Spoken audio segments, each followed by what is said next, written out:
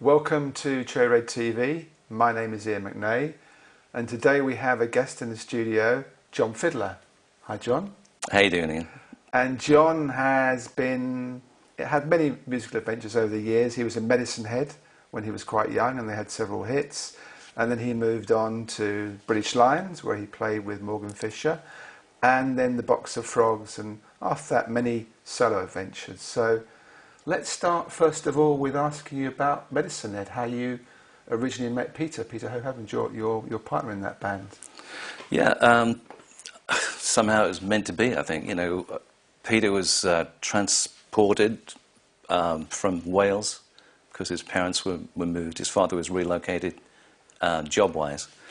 And I just failed the 11 plus, I think it was, and on the 13 plus, I think it was, I was transported to this school in just outside Wolverhampton, and which is where Peter went to. And it was like a new school, brand new, just opened up. We were the first kids in there, so we were the first ones to go wild in that particular part of the country. And meeting Peter was a wild experience because he was like a little eccentric little old man already. You know, he was just phenomenal. You know, and he had a really cool sort of poetic, eccentric, angelic sort of way about him. You know, just a little wry smile. You know, raise the eyebrow. Very much, we found out almost immediately, into the blues, which is how we started with these little things like that. We both had the same key. Almost. Yeah. Yeah. We both had the same key by some weird exchange, you know. So we were just playing harmonicas almost immediately. Phenomenal. So it's kind of meant to be, you know. Although we didn't form any kind of allegiance to start a band at that point. Both of us were more interested in poetry and art, and generally like doing as little as possible in terms of academic work at school and moving it all into the art area, you know. And I think gradually we began to realize that, you know, Lightning Hopkins and Muddy Waters and, you know, the Buddy Guy and, you know, all these people were really where we were at rather than arithmetic and English and da-di-da. So I think the allegiance began to get stronger and stronger, you know. And so, you know, we realized that we had to continue this, and in order to do that, we both applied to art school, and for some wonderful reason, we were both accepted, and we got into the same school. And art school, as you know, in those days was very, very liberal, and you know, and also you had grants that you didn't have to repay in those days. You know, it's just terrible for kids these days, etc., etc. And you know, usually your grant was finished in a week. You know, because you've been to the pub too many times and blah blah blah. You know, just enjoying yourself. But Peter and I went there to a place called Stafford Art School, and we continued to play the harmonicas and stuff. I'm being a little fragmented here, but earlier on I was lucky enough to have a piano in the house, like Morgan Fisher, and I learned blues in F. You know, it's the only key I can really play anything in. I think it's F anyway. F for fiddler, I suppose, you know. But so I used to play the piano, and Peter would play the harmonica. And we started to write songs, and you know, we didn't play them to anybody. We were just playing to us, you know, and it was quite interesting how quickly that flourished and developed. So which kind of songs were you writing? Were they kind of bluesy influenced very songs? Blues, yeah. Like Dead Lucky Blues, I think, was one that we were kind of both interested in death, really death and whatever it meant. I don't know, we used to have long, convoluted conversations about, you know, life after death. Is death life? Is life death?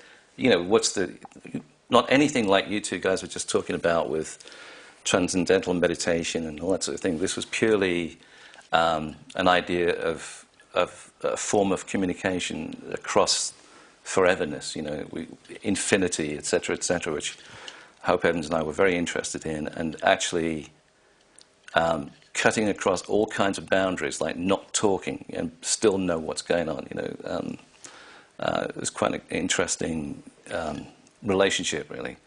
And that helped us so much in Medicine Head, because we could almost like flow together just directly, just meander and jump around as much as we wanted to. At what point did you actually form a band called Medicine Head?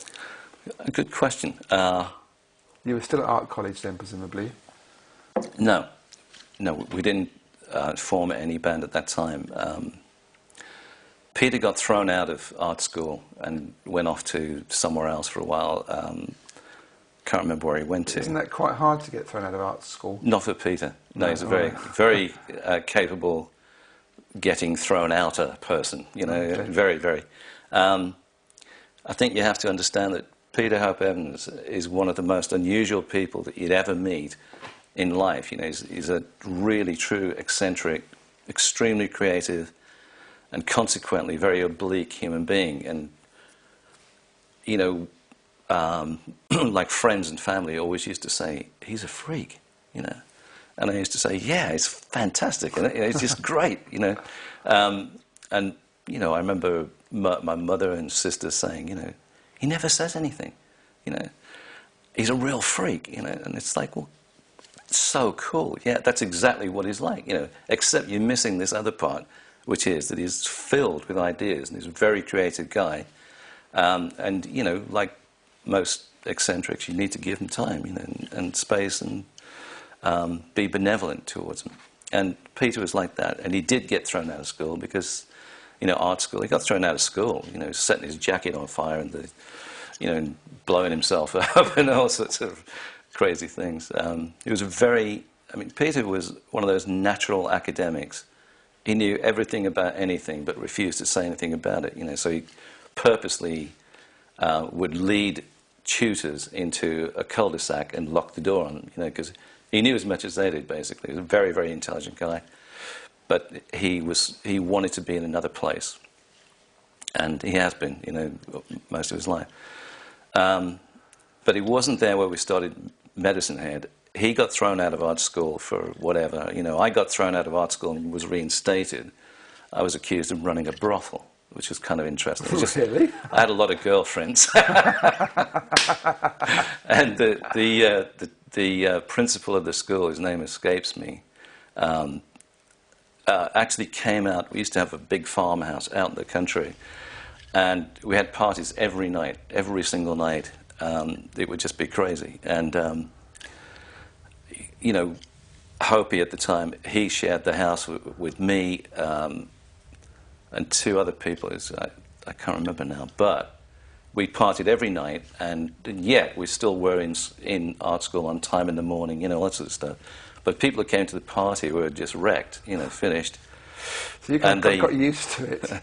Well, we have been party animals, I suppose, if that's the right word, or able to function in extreme conditions, and which is quite good. It keeps your physicality together. And anyway, the thing was that the head tutor had been out to the place, and he watched us and he filmed us, and I'd seen all these girls going in and out, and seen all these things happening.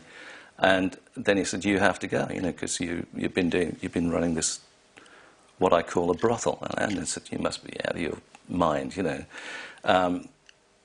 So I went to the education authorities and went with loads of work, and took it there. And I said, "This is what's happened, here. You got to help me." And they did. They put me back in, and I had to sign the Magna Carta of a document saying, I'll never a woman again. You know what I mean? Which is what were you saying earlier, Morgan? About this doesn't seem right to me. This is ridiculous. So anyway, I just thought, appease this guy and carried on exactly the same. Peter had been thrown out. He'd gone to work on a cemetery, I think, in Birmingham or somewhere like that. And I don't know, I lost touch with him completely.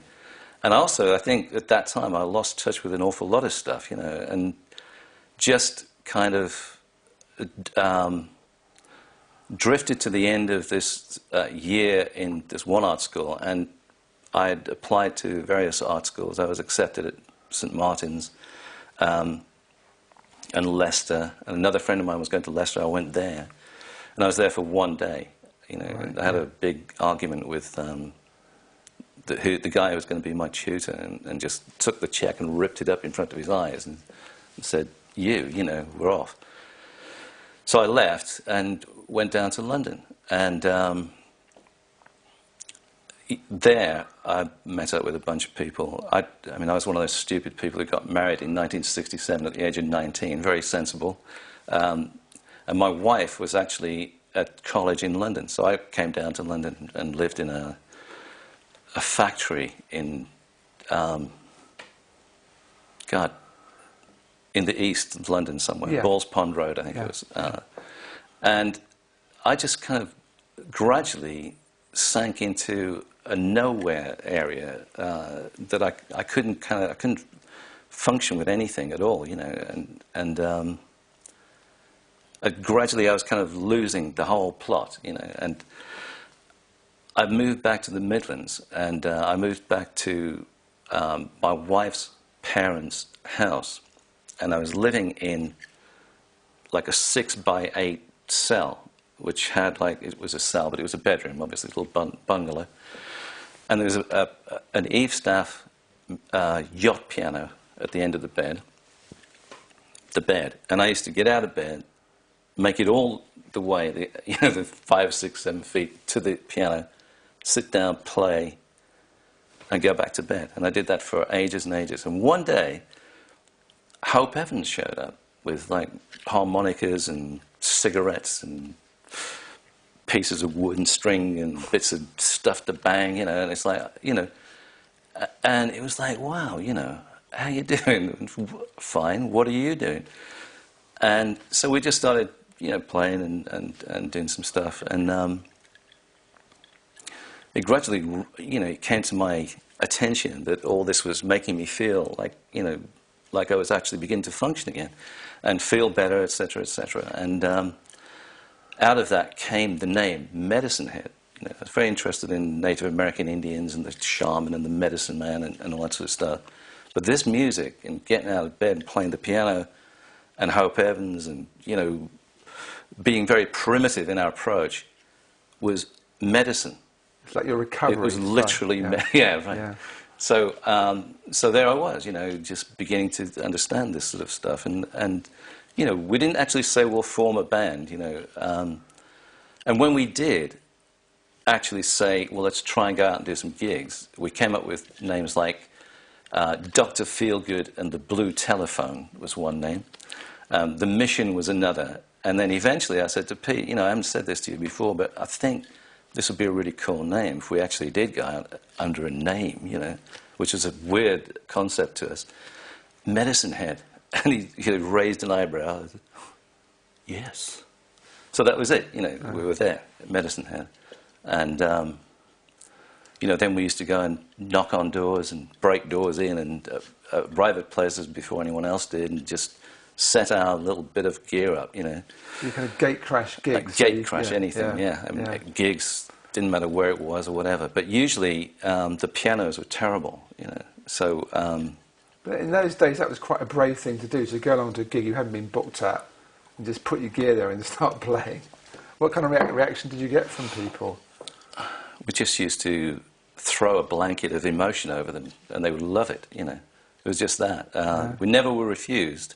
It's amazing. And we were always, you know, always asked back, and, you know, we might get paid £5 the next time. So you even asked back after gate crashing a gig, you get asked back? Always, yeah. We never, ever were either refused or not booked back. So it was really kind of interesting. And Hope Evans and I, we you know, our interest in this was nothing to do with the popular concept of what you go out and make music for. Because I don't think we thought of ourselves as musicians anyway, you know. And I always say now I'm a magician, I'm not a musician.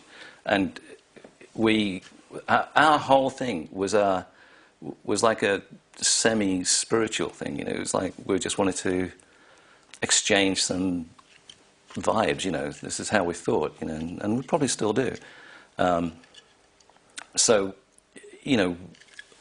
having started to do this and having realized that the pianos are all completely battered, out of tune, etc., etc., it's like, well, we've got to regroup and just like rethink what we're going to do, Let's pick it up. You sent a demo tape for John Peel.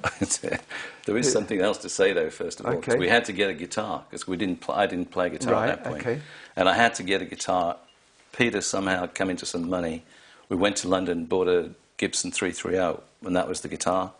And, we decided we were going to gate crash this place called the Lafayette. And it was a matter of... the Lafayette, yeah. It's a matter of Stuff learning Regent guitar Street, really quick. Really quick. Yeah. And, I learned 2.5 chords, which is more than I know now. So, we just move on and just boom. And John Peel was playing at this place, and we wanted to get to John, because he was one of the most influential people. And we just thought, well, we're not doing anything else. Why don't we do that, And John loved it. And we'd made this tape on a Grundig reel-to-reel tape recorder, and managed to, he managed to see like the last half of a song, after we'd claimed that we were Jethro Tull or something like that, to get into the Lafayette in the first place. And we gave him the tape, and we actually got a letter, it's a tape we didn't have a phone or anything like that. We only had medicine drums, Anyway, we had a letter from Peel saying, call this number. And we did, and then we went to London. Yes, he said, come to London. So we went down to London, met up with him, and he, from then on, started to, take a lot of interest in us. And he had a Land Rover, I think it was a big old Land Rover, and he used to say to us, look, you're coming with me to this gig, and this is very sort of compressed, but, by this time, we'd found this big old orchestral bass drum, 32-inch bass drum in a junk shop, which was rotting, So every time I played it, at the end of the night, there was a big pile of sawdust, underneath it, and an old hi-hat, which every night broke down and, larded up. And we got 2 Vox AC30s, which I've still got my AC30. And Peel used to bundle us all into his car, and we'd go to places like Mother's in Birmingham, and we'd play, and he'd pay us out of his fee. John was so generous. And so he would go as a DJ, take you as a band. Which no one knew we were coming, we'd arrive there. I remember one night at Mother's, actually, Spirit were playing there, and John was DJing, and, it was the very first time I think that he'd said, come with me, we're going to play this place. And it was just like, it was real, in those days, a happening. It was very, very emotional. It was very full on. And, the guys from Spirit were like, wow, how'd you do that? Because we used to have people thinking that they were hearing choirs, that they were hearing orchestral parts, all sorts of stuff, And, of course, we'd got a bass drum, a hi-hat, a guitar, and harmonicas, which somehow we managed to transform this into something quite ethereal, and also then very heavy as well, So we were like, we had various descriptions. A couple that come to mind are proto-punk, which I think we were, and I don't know whether Morgan knows about us in the early days, but we were quite vandalistic with almost anything that we were trying to put across, and psychedelic reggae was another sort of thing. So it's quite interesting stuff, Okay, and then John decided to form Down the Line Records with Clive Selwood. I think he got that going. I think that was actually going at that point. Yeah, I think that was just about. I think it signed Bridget, Bridget St. John. Yes. And we had obviously had an idea, that maybe they would sign us, but really it was like we were 2 kids from the Midlands, or Peter via Wales, who we never really thought it would happen. But he said, "We want to sign you," and he said, "Come to my house, and we'll sign you up," So we walked into his house a couple of days later or whatever, and Mark Bolan's sitting on the floor, cross-legged, with his wife there, June, and she's knitting him a tank top, stars and moons and God knows what else. And Hopi and I walk in, and it's like, oh my God, it's Tyrannosaurus Rex, it's like, which Mark was at that time. And it was like, we couldn't believe it, so we sort of like stood by the wall, and John said, come on, And it was like, it was quite extraordinary. A couple of working class kids, just there with probably the most powerful DJ in the UK ever been, and someone we greatly admired, and it's phenomenal, And the next thing we know, like John and Yoko, Pete Townsend, Eric Clapton, all saying, "You got to put this out as it is," which is our first single, which again was recorded. Pictures in the Sky. Is this? No, this is. It's called His Guiding Hand. Okay. And we recorded that in the kitchen as well, And John and Yoko thought it was quite extraordinary. And so when you say you record it in the kitchen, you mean you just record it on an 8-track or a 4-track or something? Mm. No, on a Grundig. An ordinary tape recorder? Yeah, it sounded like shit, I suppose, but, the feeling on it was like, it was just like there. So you had like one microphone? Yeah. And two of you were playing? Yeah. In the kitchen? Yeah. And that's your first single? Yeah. Fantastic, It's as you say, fantastic, yeah. I think that's how we thought that, well, I think, therefore I am not. No, I think that if we had any thoughts, it was to eliminate the possibility of overproduction. I think we did that quite well. You probably did. In fact, when we did the first album, which John produced, which means he sat in the control room and smiled, occasionally. We took in what we'd amassed as our sort of stage gear by that time, and we mic'd up. We took the PA system in, which is little Vox 4 10-inch speakers in each column, couple of AC30s, and we mic'd everything, including the PA system, and we lit a few candles and some incense and blah de blah, all that sort of stuff, and just played a gig. So the whole album was recorded in a gig's worth of time, and John said, "Yeah, I think that was it." It's like, so that was our approach at that time, and and of course, down the line, we're an independent label as well, so they had fairly low budget, so they had to work within constraints. I think we were a godsend to them, so we were very low budget. Kept their recording costs way within low. budget, yeah. Yeah. So, the first single came out, got a bit of radio play, obviously. Yeah, and we became a kind of, I suppose what people call a cult band, in a way. We got this cult situation going because we were like a homemade band, in a way. There was nothing. It was all, what you see is what you get, sort of thing. But you get a bit more, really, because our whole thing was the, the emotion and the expression. Yeah. I think we were quite intense. Although I don't think it was knowingly intense, if you know what I mean. It was just the way it was, And I suppose it's working class background, I was always brought up to really allow everyone else to have their say, and I wasn't allowed to, because I was a working class kid, and you had to let everyone else go first, do things first, and all that stuff. And that was fine by me. But so it meant that I felt like I was always kind of, emotionally involved with other people, and how they felt and what they were doing. So it was quite a good thing for us, really. And then the Pictures in the Sky came Pictures out. in the Sky, yeah. Yeah. I wrote that in Tamworth, I think it was, in the Midlands, in the dressing room.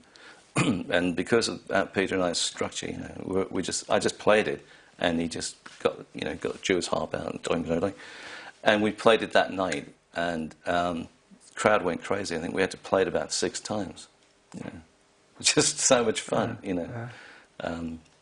Yeah, it was excellent, and that became our first, or Dandelion's only, hit record. And we'd been introduced to Keith Ralph by that time, who was the singer in Yardbirds. Yardbird singer, yeah. And Keith, Keith became very, very close friend. You know, he produced that first thing, and then went on to produce the second Medicine Head album, Heavy on the Drum.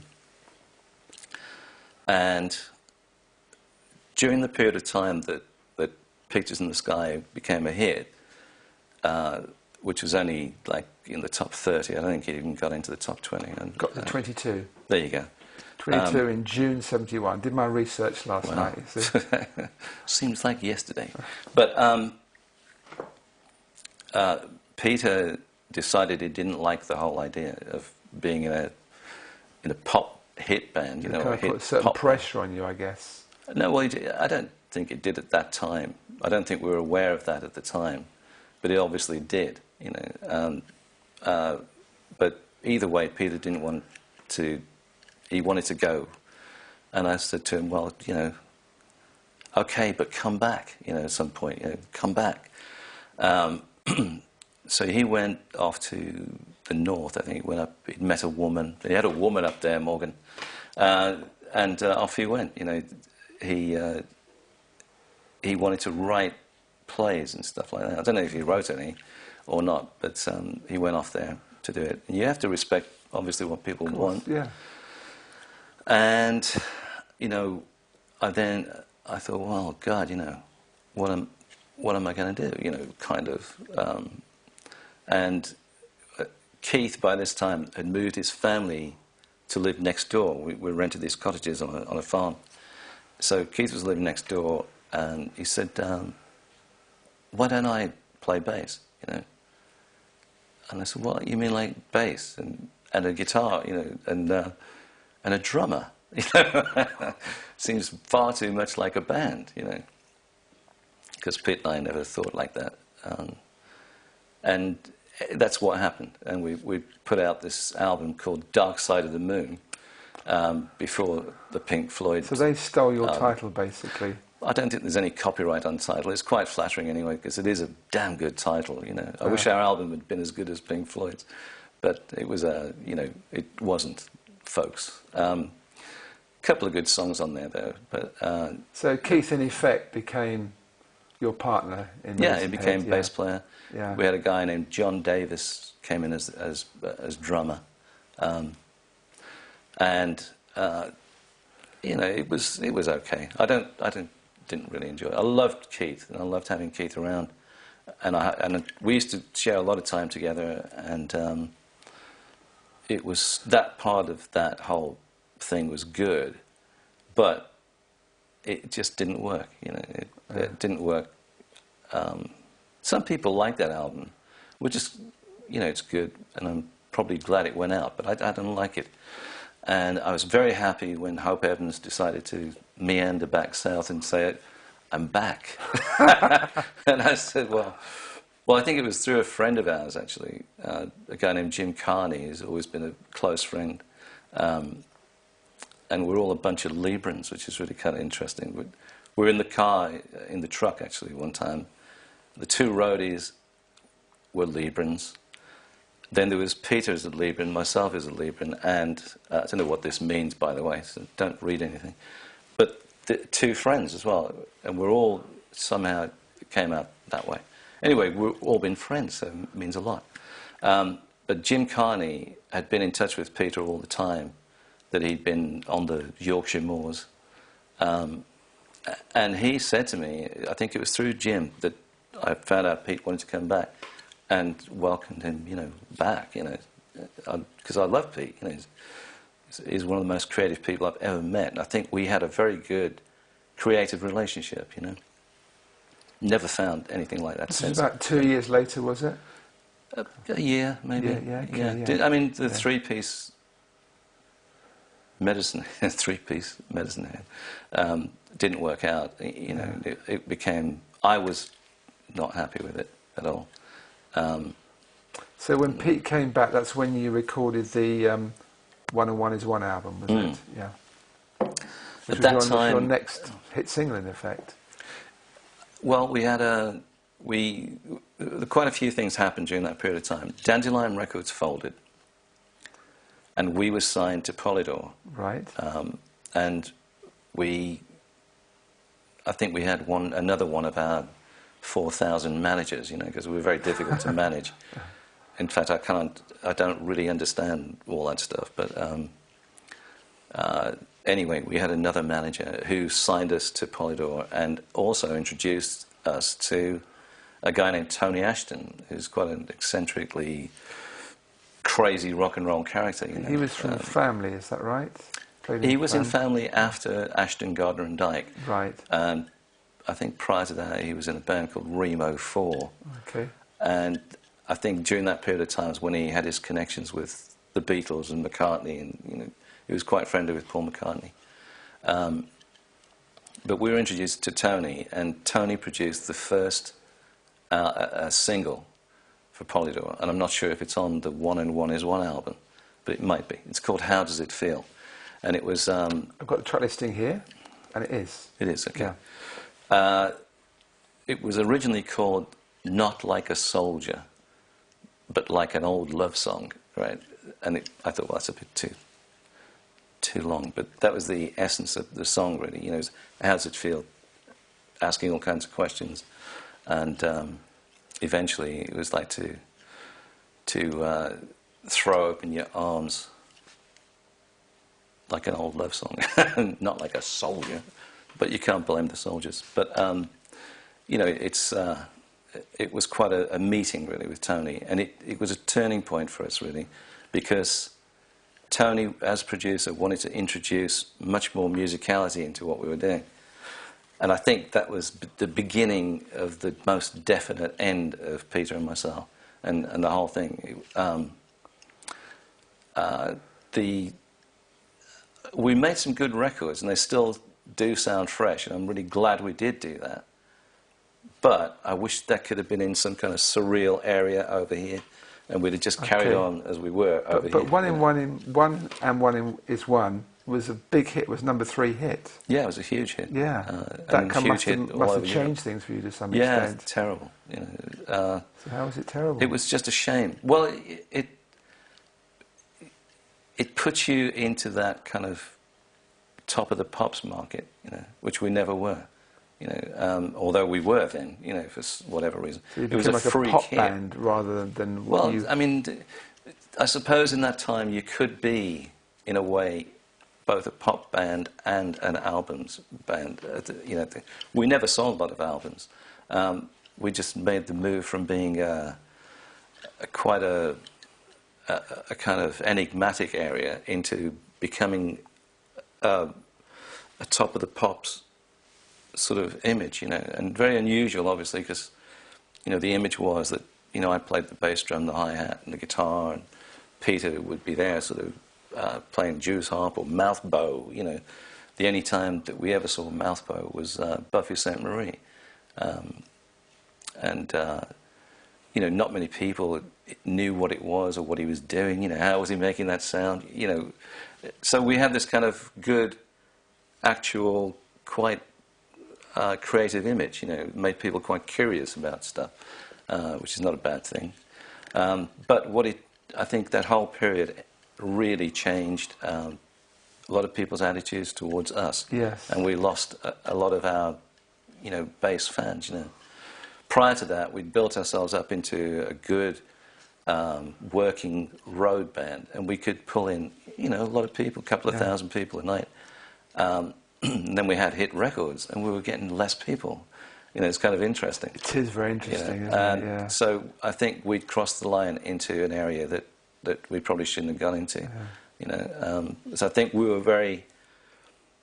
Somehow people become, although they might not want to, they become quite possessive, and they want you to be how you know, their image of what you are, you know, want to keep you close to them. Because they feel a connection with you Yeah, and somehow, I think they're yeah. right, you know, I think they're right, really.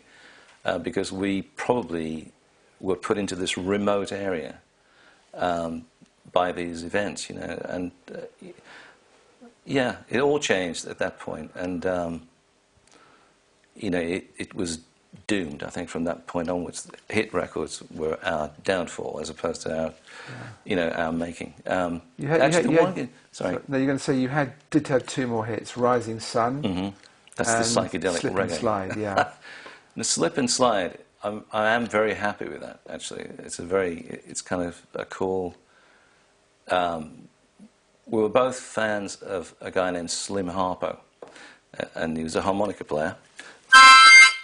Although I didn't do that right, but he was a harmonica player. So you should always look at your harmonica before you actually play it, I suppose. But either way, Slim Harpo, great records he made. One in particular was called "Scratch My Back," and vibrato guitar, and you know, kind of a beautiful bluesy sort of riff going on. And I was very kind of caught up in that whole rhythmic thing, you know. And I wrote this song called "Slip and Slide," you know. And it was basically taking rhythm and blues, or R&B, but not R&B as it is known today, into the British charts by two blue-eyed British boys, you know. And it wasn't like the blues like Peter Green or you know, that kind of blues. It was definitely like a juke joint R&B feel, you know. And that was a hit. And that was like, of the Medicine Head hits, that's my favourite, that one right there, you know. It's, you know, hands down. I kind of talk it, you know, we'll slip and slide. And it's all right, you know, sexy as hell and still sounds good too. Yeah. You know, yeah. So then Medicine Head kind of wound down. I better do this right because I made a fool of myself just, you know. Go on. Yeah.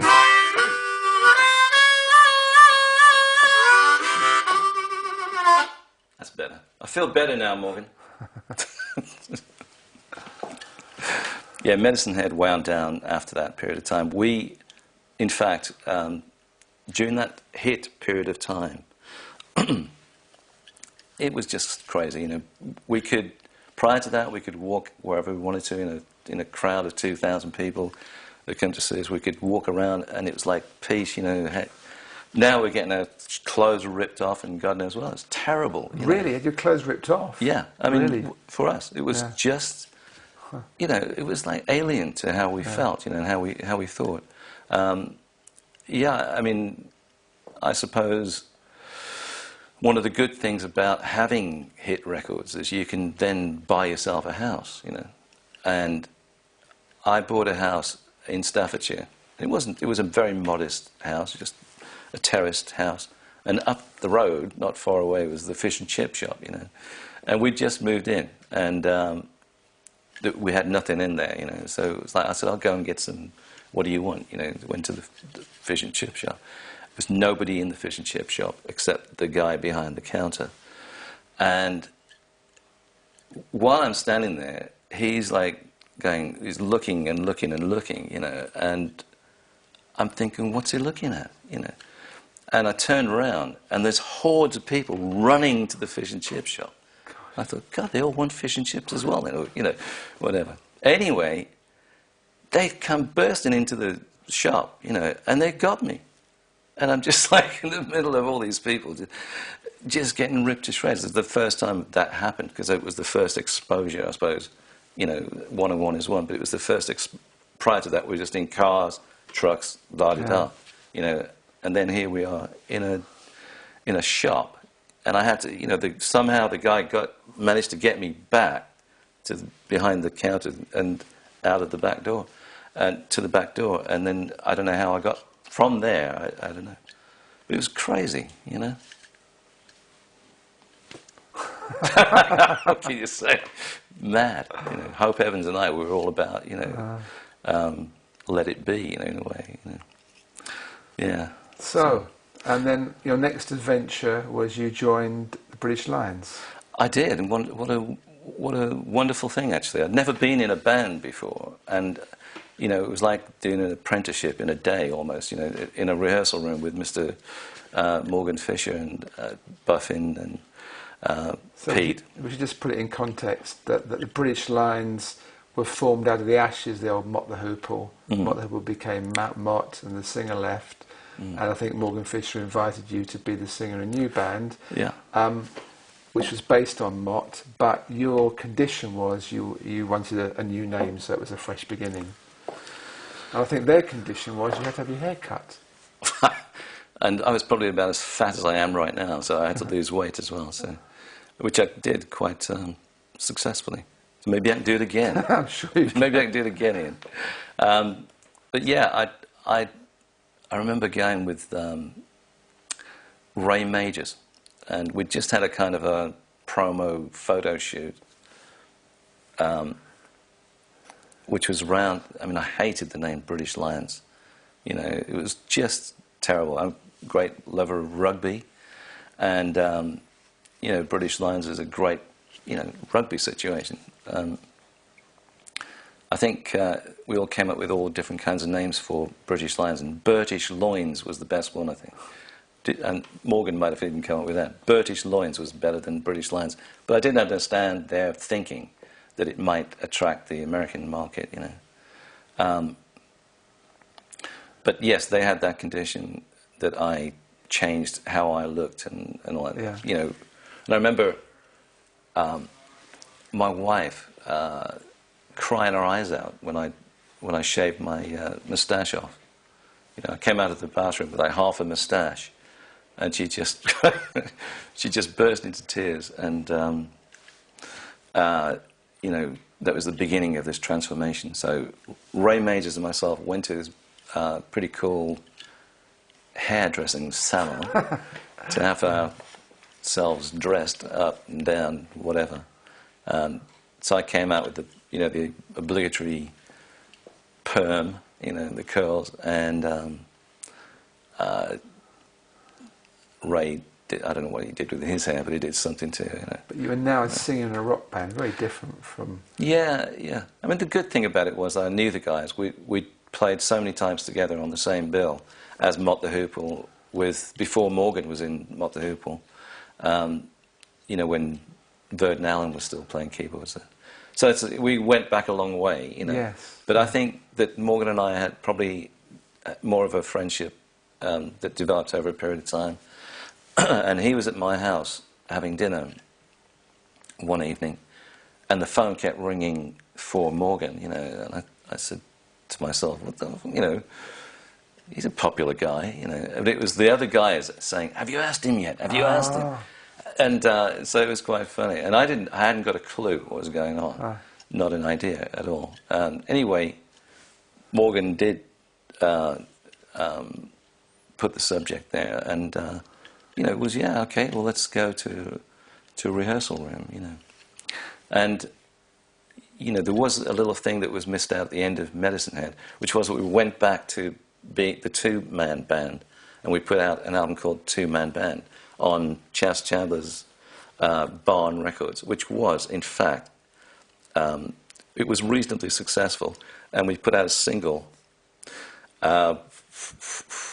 which I can't remember the name of, damn, but it was in the top 40 anyway, which was not too bad. And we were back on our way, you know. Yeah. And Peter left again, so, you know, it was kind of the crash came along. But I'd written a song called One More Chance to Run, which I'd got in mind for Pete and myself to try to re-establish Medicine Head, One More Chance to Run, you know. And I don't know whether Morgan had heard this song or whether any the other guys certainly hadn't. But we went to the rehearsal room and I played it to them, and they said, "Wow, you know, that's going to be, you know, perfect for us to kick off with." And I think that, you know, it became obvious that we were very excited and very exciting, as a band. And we never reached, what would you say, our potential, as it were. It was one of those situations where we were right, timing wrong, or something like that. Well, the punk thing was starting. You toured America, where the potential was going to be for a band like that. Yeah. And it didn't. I guess it didn't quite happen. Well, yeah. Actually, I mean, I don't think the punk thing bothered me at all because, as a threat, because rather like Morgan, very much into it, and we were playing, Peter Hope Evans and myself, after just at the end, towards the end, we were playing to bunches of punks. And we never had a problem. Yeah. Punks loved it.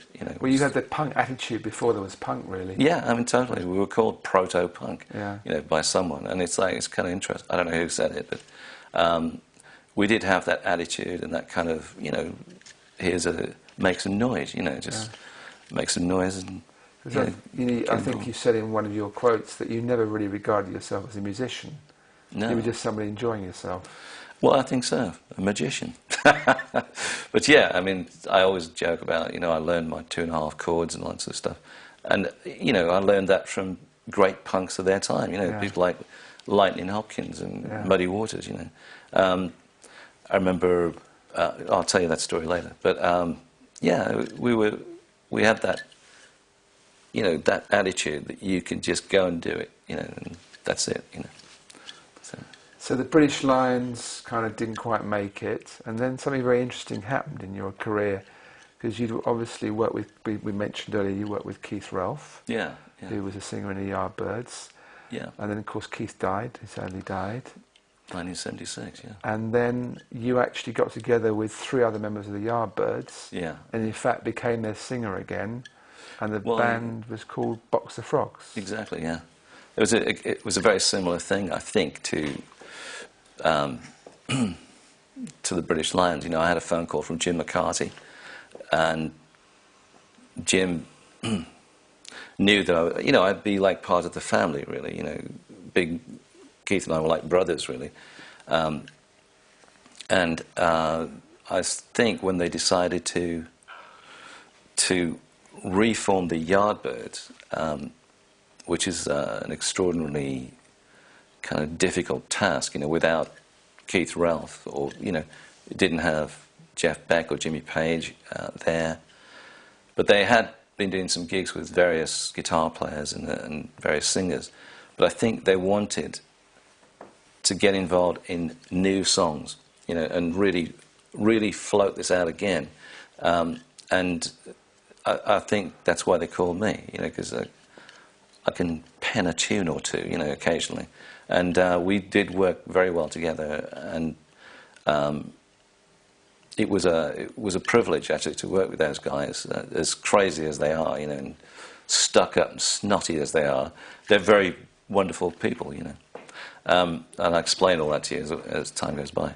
But it was a privilege to work with them, and it was like, it's sort of, like I say, I never think of myself as a musician, and I always think of myself in this very working class way. So I'm kind of not allowed to think of myself as any good, And so I just think of myself as being someone who's striving constantly for what? I don't know, but just to get the ideas out, I suppose. And working with them became very obvious that they had a very similar attitude, to the actual creative process, And I loved working with Jim McCarty, and I'd work with Jim again. He had some really good ideas, a very droll sense of humour, which is kind of cool as well.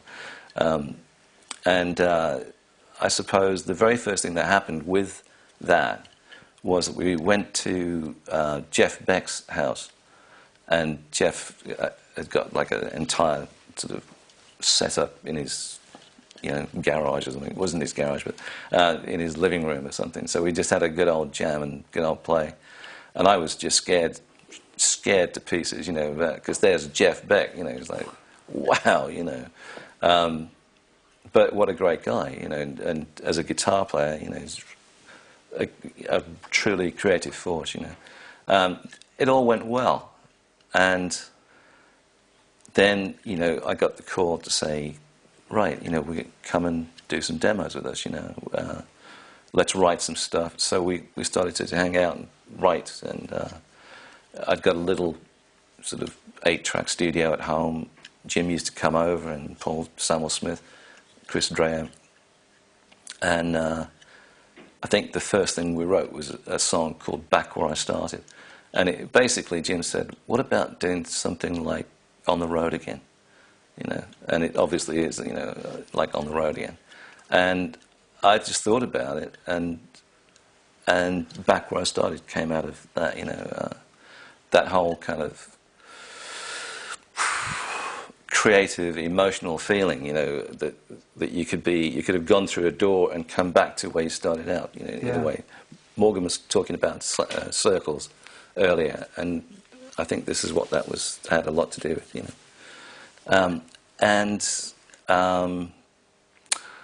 I think we put together 3 or 4 tracks, and Ernest Chapman shopped it around. And I don't think Jeff played on any of those early demos, but I can't remember. Okay, but Ernest shopped it around and got a blank from everywhere. And I was at one of those points where, you know, it's like, well, what do I do? You know, the whole thing with British Lions had gone, Medicine Head had gone. We're trying to do this thing with Box of Frogs, but we've just been turned down. So, and I said, oh, sod it, you know, I'm going to go over to America. So I went over to America, and I'd actually recorded a couple of tracks produced by a guy named John Carter, who worked at Capitol. And it was one of those areas where, you know, we got on really well. John had produced a song for me that I'd written called Look, Don't Touch, which Bette Midler recorded. And I got a telegram or a telex from Carter, and he said, Midler sings Fiddler, you've made it. You've made it, man, you've cracked it. And she did record it, but it didn't go on the album, right? So it was one of those crazy things. But anyway, I thought, I'm going to go over to America, and I'm going to shop this Yardbirds / Box of Frogs tape to Capitol Records. So, and I didn't tell anybody else, Ernest Chapman or anyone, that I was going. Ernest manages Jeff Beck and has done for years. But I arrive in LA and call Carter and say, you know, I've got something you might be interested in. Went there, and they played the thing. And Carter said, you know, it's fantastic, you know, so I really want to get involved, you know. And whoever it was who was his boss, you know, said, yeah, we want it, you know. And I said, well, you know, if you want it, call that number right now, right? You know, because I've heard so much BS in my life. Call it while I'm sitting here. Yeah. And he did. So Ernest Chapman, then we had a chat, and he said, how did you do that? You know, how did you? I said, I don't know. You know, what do? You just got to do something. Anyway, what that did was it opened, and I don't know why they hadn't thought of America before, because the Yardbirds are like gods over there. Yeah. And I, you know, what it did do was it opened the door for Ernest to then go and shop the thing in the USA. And we then had a little bit of a bidding war going on for us, because there was a guy named John Kolodner at Geffen Records, I think it was, if they were around. I can't remember whether it was Atlantic or whatever. He really wanted us. He came over to London, and he took us to the Café Royal or somewhere, and it's like, this is really truly inspired, you know, and all this wonderful American stuff, you know. He wanted us. And then Ernest was able to go to Epic, who had Jeff, and say, we've got a good relationship. Do you want this band? And we signed to Epic Records in New York. And originally it was just to make an EP. So we recorded about 5 tracks. And Epic were having their convention somewhere, and the tape we just finished in time for them to have it at the convention. and the entire convention went loopy, went crazy about this Box of Frogs stuff. And they were amazing. I mean, they just really got right behind the whole